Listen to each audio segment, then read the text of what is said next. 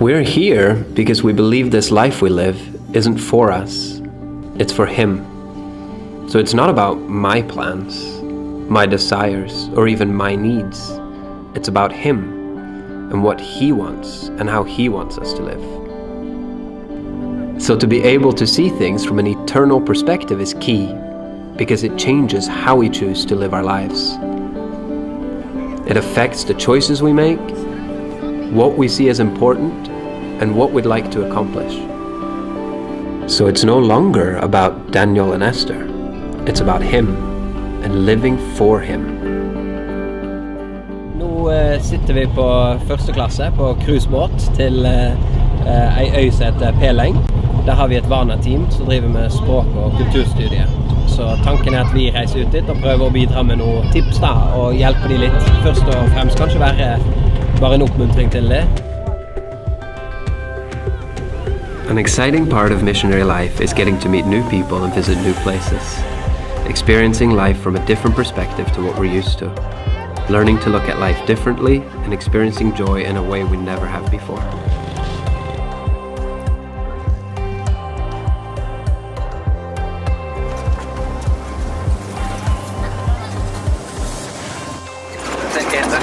En av de absolutt fineste plassene jeg vet om Indernes.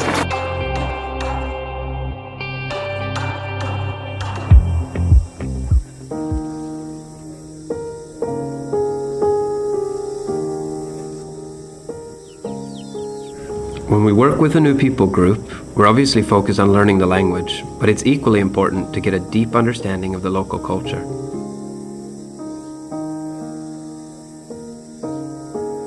As we aim to present God's story, we need to understand what motivates the people to act and live the way they do.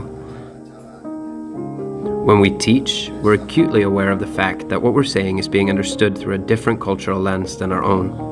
The challenge is therefore to understand the local culture on such a level as to enable us to communicate clearly in an appropriate cultural context.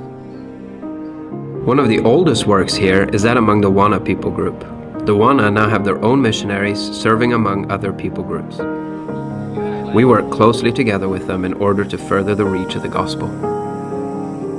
One of our biggest challenges, which is also an incredible privilege, is working with second-generation believers from Wana who come to town to continue their schooling.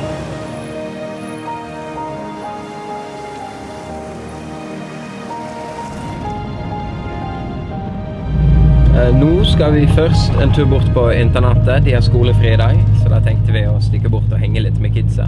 Og da må vi stoppe og kjøpe litt donuts først. Eventually, we were able to start a dorm.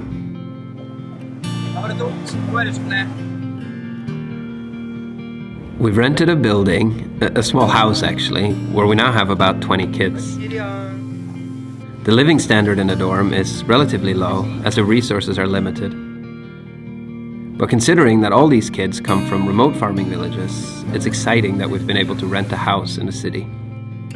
Despite the low standard and the tight living quarters, the kids are quite comfortable and very happy to be here. Jeg skal bare vise deg rommene som de har på internett. Her inne bor det en del karer, og her bor resten av karene. Så disse to rommene er karene som bor på.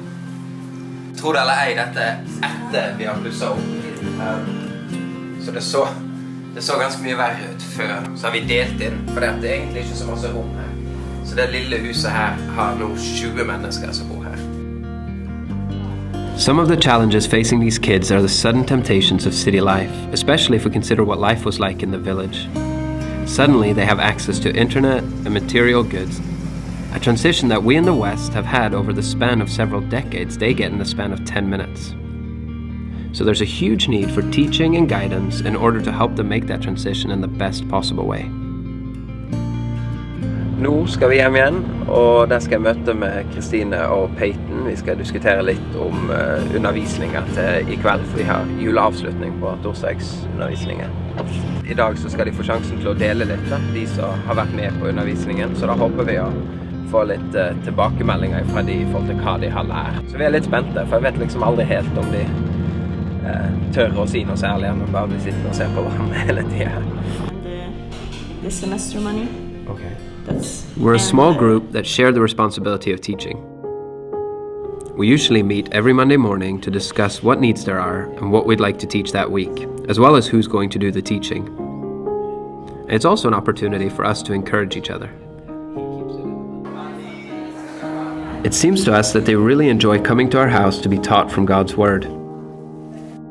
We've had as many as 50 kids come to these Bible studies. Our hope is for them to have a clear understanding of what the gospel is all about, to help them out of a Christian life based on performance, a life where they feel they need to perform in a certain way in order to gain God's acceptance. Instead, we want to help them live in the fantastic freedom of knowing that we're justified in the sight of God based on what He has done. It's about what He says and His ability to do it.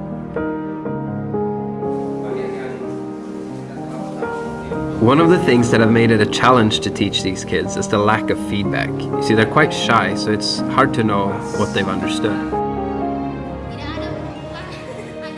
But just before Christmas, we were able to get testimonies from most, if not all, the kids that have been coming to our study. They shared not only what they've understood, but also how it's impacted their life. Nei, jeg bare synes de var veldig ærlige, og det var veldig kjekt. Vi har ikke vært så åpen før, så det var utrolig oppmuntrende. Det er sikkert i hvert fall 10 forskjellige folk som kanskje aldri har åpnet munnen før, som åpner munnen i dag.